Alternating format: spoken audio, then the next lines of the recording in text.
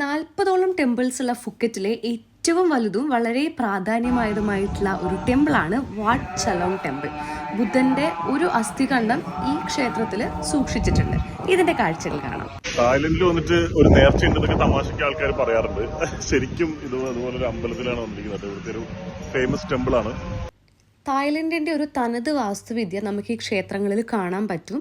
And ലിവോങ് പോച്ചി, ലിവോങ് പോച്ചാങ് എന്നീ 2 സന്യാസിമാർക്ക് വേണ്ടിയിട്ടാണ് ഈ ഒരു ക്ഷേത്രം സമർപ്പിച്ചിട്ടുള്ളത്. ഒരുപാട് ഡിഫറെൻറ്റ് വഴിപാടുകളുണ്ട്. ഇതുപോലെ മെഴുകുതിരി കത്തിച്ചു പ്രാർത്ഥിക്കുന്ന വഴിപാട്. ഈ താഴെ കാണുന്ന 3 ഡബ്ബകളിൽ വർണ്ണക്കടലാസുകളുണ്ട്. അതിലൊന്ന് ചൂസ് ചെയ്തിട്ട് അതിലൊരു സൂക്തം ഉണ്ടാവും. അത് വായിച്ചിട്ട് നമ്മുടെ ഭാഗ്യ നിർഭാഗ്യങ്ങളൊക്കെ നമുക്ക് അറിയാൻ പറ്റും. ആൻഡ് ഇതുപോലെ പ്രതിമകളിൽ നമുക്ക് ഗോൾഡൻ സ്റ്റിക്കേഴ്സ് സ്റ്റിക്ക് ചെയ്ത് കൊടുക്കാൻ പറ്റും. എന്തെങ്കിലും ആഗ്രഹങ്ങളൊക്കെ പ്രാർത്ഥിച്ചിട്ട് സ്റ്റിക്ക് ചെയ്യുന്ന മറ്റൊരു വഴിപാട്.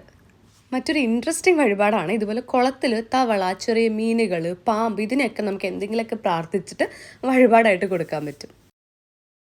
ആൻഡ് ഈ ഒരു ടെമ്പിൾ കോംപ്ലക്സിലെ മറ്റൊരു ക്ഷേത്രമാണ് ഇത്. ഇതിൻ്റെ അകത്താണ് ബുദ്ധൻ്റെ അസ്ഥികൂടം. ഈ ഒരു ഭാഗത്താണ് ബുദ്ധൻ്റെ അസ്ഥികൂടം സൂക്ഷിച്ചിട്ടുള്ളത്. ആൻഡ് ഇതിൻ്റെ ചുമരുകളിലൊക്കെ ബുദ്ധൻ്റെ ജീവിതവുമായി ബന്ധപ്പെട്ടിട്ടുള്ള ഒരുപാട് സ്റ്റോറീസ് നമുക്ക് കാണാൻ പറ്റും. ആൻഡ് ഈ ബുദ്ധപ്രതിമകളൊക്കെ മെഴുകിലാണ് നിർമ്മിച്ചിട്ടുള്ളത്.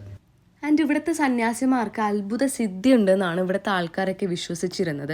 1876 ചൈനീസ് ആക്രമണം വ്യാപകമായ സമയത്ത് ഈ ടെമ്പിളിലുള്ള സന്യാസിമാരാണ് ആൾക്കാരെയൊക്കെ കൂട്ടി യുദ്ധത്തിനെ ചെറുത്ത് നിൽക്കാനും ആൾക്കാർക്ക് എന്തെങ്കിലും മാരക അസുഖങ്ങളൊക്കെ വരുന്ന സമയത്ത് പച്ചമരുന്ന് ചികിത്സ നടത്തിയതൊക്കെ ഈ സന്യാസിമാരാണെന്നാണ് ഞങ്ങൾക്ക് അറിയാൻ പറ്റിയത്.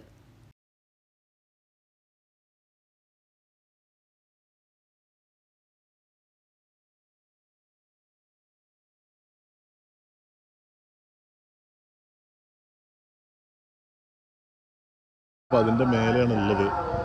ഭയങ്കര ഹൈറ്റാണ്. നമ്മളിപ്പോൾ 2ാമത്തെ 3ാമത്തെ നിലേൻ്റെ മേലെ ഉള്ളത്. അതിൻ്റെ മേലെ നിന്നും പിന്നെയും ഇത്രയും ഹൈറ്റുള്ള പരിപാടിയാണ്.